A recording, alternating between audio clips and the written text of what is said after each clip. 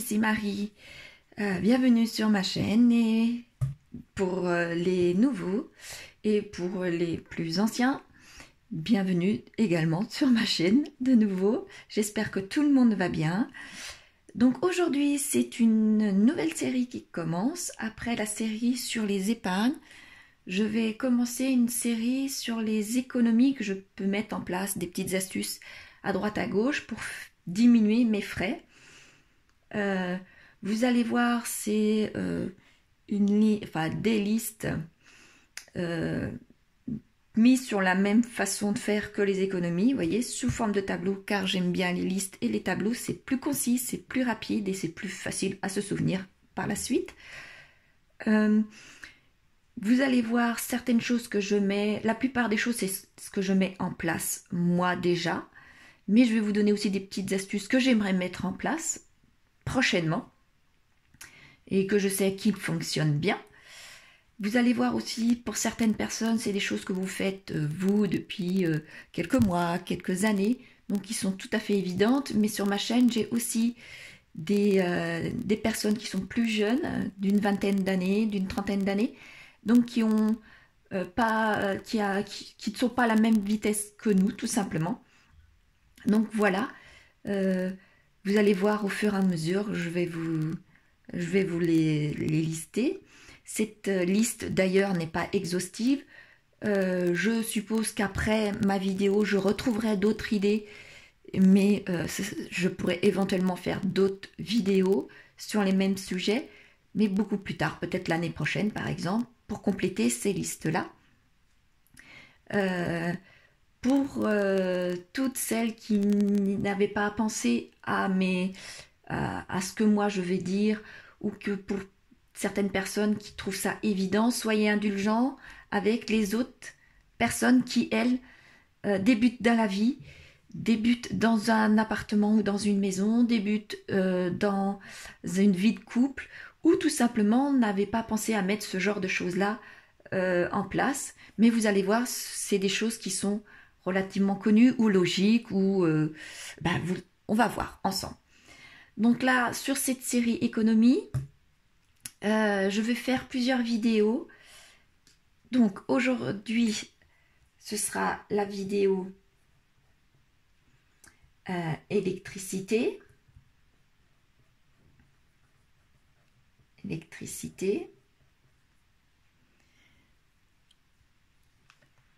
J'espère bien que vous voyez suffisamment. Électricité. La prochaine fois, ce sera sur le chauffage. Je vais écrire plus gros. Sur le chauffage et l'eau. Je pense que c'est peut-être pas assez épais pour que vous puissiez voir. Donc, je vais en prendre un autre. Après, je vais faire sur véhicule. Là, vous voyez un peu plus, là, oui. Après, une grosse vidéo sera sur l'alimentation.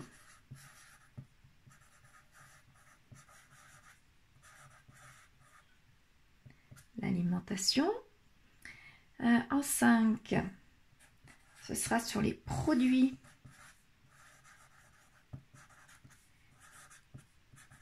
d'hygiène et d'entretien. Comme vous avez pu voir, mon enveloppe hygiène et entretien n'est pas vraiment élevée. Il y a des raisons aussi à ça. La 6e vidéo sera sur la banque. Et j'ai regroupé avec les assurances. Car pour moi, d'ailleurs maintenant, ça se regroupe pour moi. Parce que d'ailleurs maintenant, les banques et les assurances se croisent. Les assurances vont faire un petit peu de banque et la banque va faire des assurances aussi. Donc après, en 7e, je vais faire tout ce qui concerne les loisirs. On peut faire également des économies sur les loisirs. D'ailleurs, ceux qui n'ont pas réellement beaucoup de moyens savent pertinemment qu'on peut faire des économies sur les loisirs ou faire carrément des impasses sur ce genre de dépenses. Et la dernière vidéo, ce sera sur les dépenses au quotidien, ce que je pourrais appeler divers par exemple. Quotidien. Donc je vais réécrire là, électricité. J'espère que c'est mieux comme ça. Deuxième, c'est le chauffage. Et l'eau. Voilà. Ah oui, c'est mieux. Chauffage et l'eau. Donc après, en troisième vidéo, sur les véhicules. Quatrième, l'alimentation, les produits d'hygiène et d'entretien, la banque et les assurances, les loisirs, les dépenses au quotidien. Pour l'instant, j'ai listé 8 vidéos. Si vous voulez une autre catégorie, dites-le moi et je l'inclurai soit au milieu de certaines, soit à la fin. Il n'y a pas de souci, je peux tout simplement avoir oublié une catégorie, quelque chose qui n'entre pas dans ces catégories-là. Donc, sans plus tarder, allons-y sur l'électricité qui est assez importante. Donc, j'espère bien ne pas prendre trop de temps, sinon je la couperai en deux. Voilà, c'est parti. Donc, loisirs, pas du tout. Éclairage, vous voyez, je les ai déjà préparés. Entretien, cuisine, éclairage et pas du tout. Donc, je vais prendre là, aussi. Je suis bête, j'ai préparé en plus. Donc voilà. Donc selon le site Hipponergie, c'est un site de comparateur des prix d'électricité. Nous dépensons 28% dans les appareils de loisirs concernant l'électricité, 27% pour les appareils d'entretien, 25% pour la cuisine et 17% pour l'éclairage. Donc, outre de changer de fournisseur d'énergie, j'ai moi mis en place des petites astuces pour baisser cette facture. Car je ne sais pas si je serai réellement bénéficiaire sur du long terme ou même voire du moyen terme en changeant de fournisseur d'énergie et même si c'est compliqué de faire dans un sens comme dans l'autre. Donc je suis restée à l'EDF tout simplement et j'ai mis en place autre chose pour baisser ma facture. Donc pour les loisirs, comme je vous disais, la facture est de 28% pour les loisirs. Donc qu'est-ce qu'on appelle les loisirs dans une maison? C'est tout simplement la télé, les machines à café, vous voyez, ce genre de choses-là. Donc en premier, il faut regarder, avant d'acheter, l'étiquette énergie. Vous voyez, avant achat,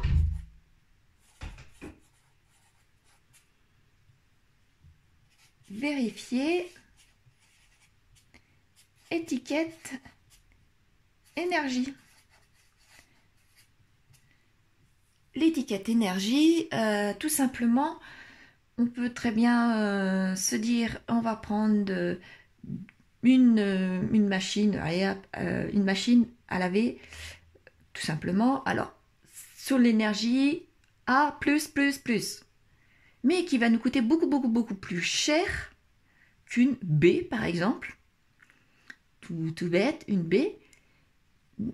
Après, à savoir si la A va être plus rentable après à l'utilité que la B. Si on fait une machine par semaine, personnellement, je ne vois pas trop l'intérêt d'acheter une machine à laver avec l'étiquette A+++.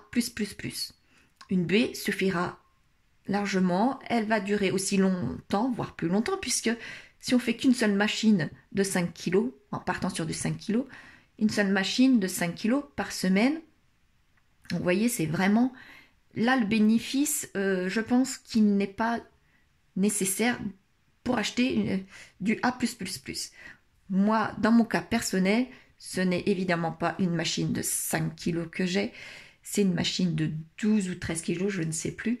Et elle a quelques années, donc le A++ n'existait pas. Je ne sais plus, elle est soit A, soit B, quelque chose comme ça.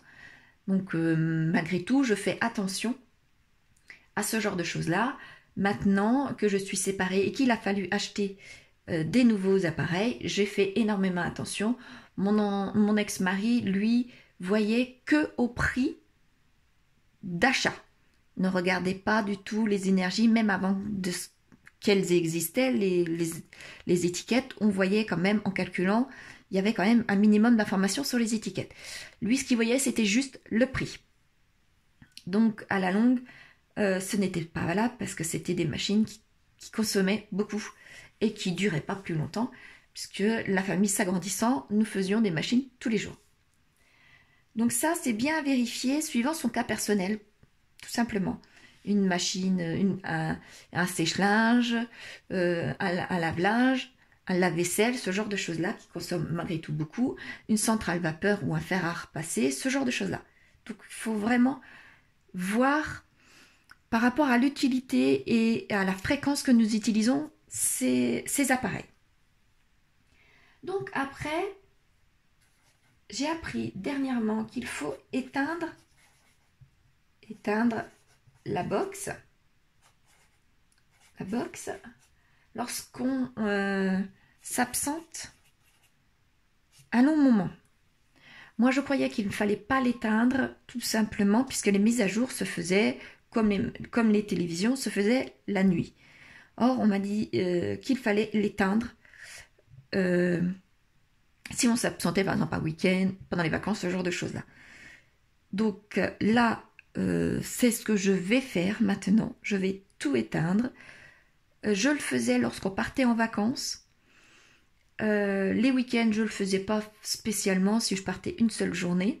Maintenant, je vais effectivement le refaire puisqu'apparemment, ça ne porte pas à conséquence pour les mises à jour. Elles le font par la suite. Donc, ça reste de la veille et de la dépense inutile. En 3. Utiliser au maximum les multiprises. Ça, je le fais beaucoup. Max, voilà, multiprise maximum. Et éteindre. Quand inutilisé.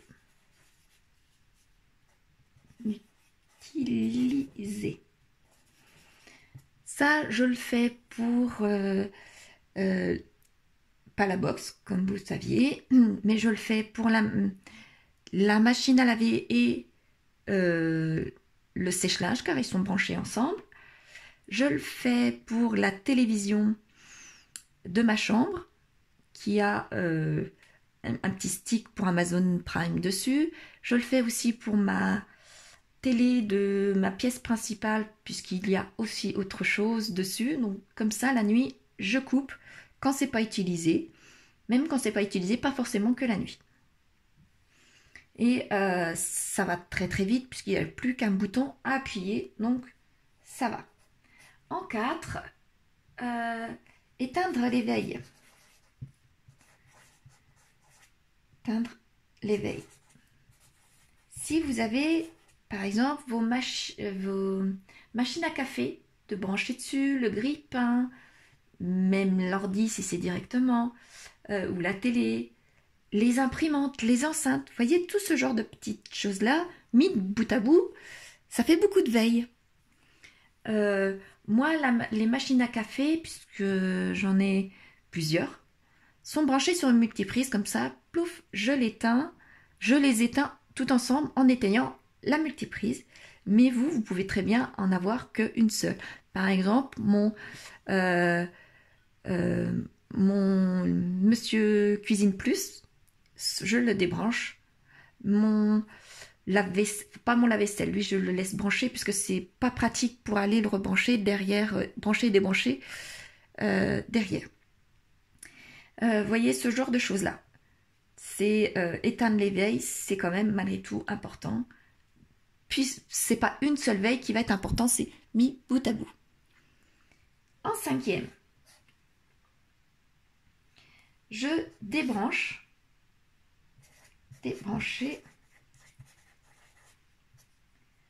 les chargeurs.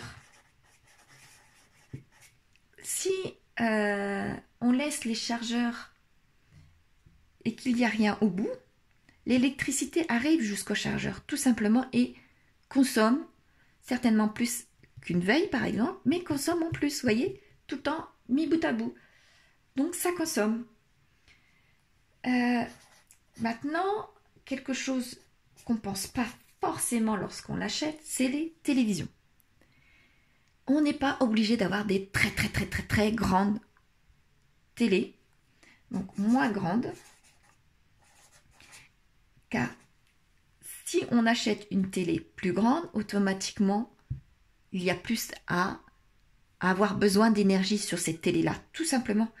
Donc une télé suivant la proportion de notre pièce, suivant nos besoins. Après, pas une toute petite non plus, parce qu'il n'y a pas d'utilité de se faire mal aux yeux, n'est-ce pas? Mais une télé adaptée à la grandeur de notre pièce, voire un peu plus petite. Par exemple aussi une télé en LCD consomme beaucoup moins, 2 à 3 fois qu'un plasma, et est moins cher aussi. Donc moi j'en ai 2 chez moi, puisque nous en avions 4 auparavant, donc il y en a eu 2 chacun. Non, exactement, on en avait 3. Sur les 3, mon ex-mari en a pris 2, j'en ai pris une et par la suite, je m'en suis racheté une puisque je voyais qu'avec les enfants, lorsqu'ils venaient à la maison, une seule, ça ne suffisait pas. Donc, j'en ai 2. Mais lorsque j'ai acheté celle qui manquait, je l'ai achetée à la même dimension que celle de ma chambre, puisque je voyais plus l'intérêt d'en avoir une très grande et on s'habitue relativement bien. Elle n'est pas petite non plus, ce n'est pas une pour mettre dans une cuisine, c'est une pour mettre dans un salon, mais ça le suffisait largement. Et ça consomme beaucoup moins. Donc, en 7 maintenant, c'est autre chose que ce genre d'appareil. Ça concerne le congélateur. Il faut au moins le dégivrer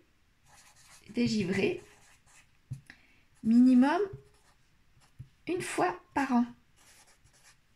2 fois c'est bien, mais tout dépend ce qu'on met aussi dedans.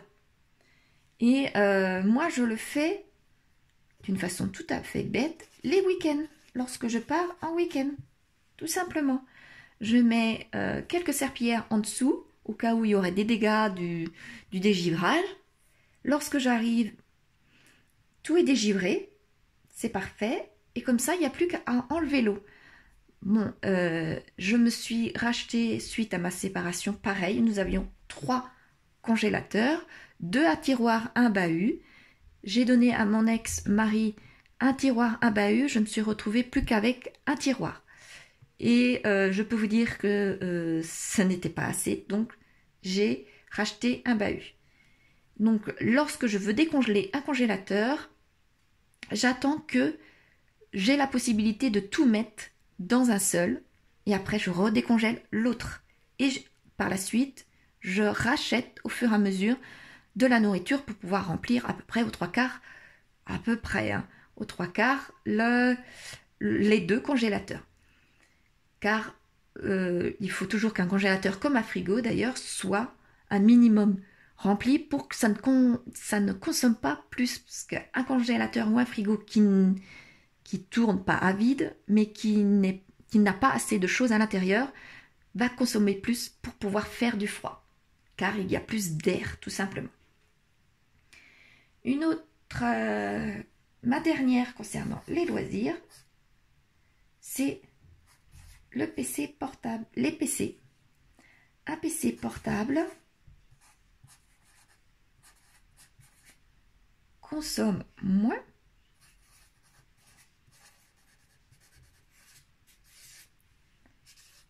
qu'un PC tour. Donc après, ça c'est au choix de chacun. Un PC portable ou un PC tour. Moi, depuis une dizaine d'années, je suis passée au PC portable. C'est plus pratique, on peut l'emmener partout. C'était pratique lorsqu'on partait en week-end pour les enfants. Je mettais une clé avec des films dessus et c'était parti. Les enfants appréciaient de regarder leurs dessins animés. Mais j'ai trouvé ça quand même bien pratique aussi de ne pas être statique lorsqu'on est sur le PC. Donc voilà pour les PC. Oh là là, je m'aperçois que ça fait 20 minutes que je parle. Donc pour l'électricité, je vais stopper ici. Je vais reprendre pour l'entretien, la cuisine et l'éclairage sur une autre vidéo. Donc voici pour les loisirs et je vous dis à tout à l'heure ou à plus tard pour la suite des économies pour l'électricité. À plus tard.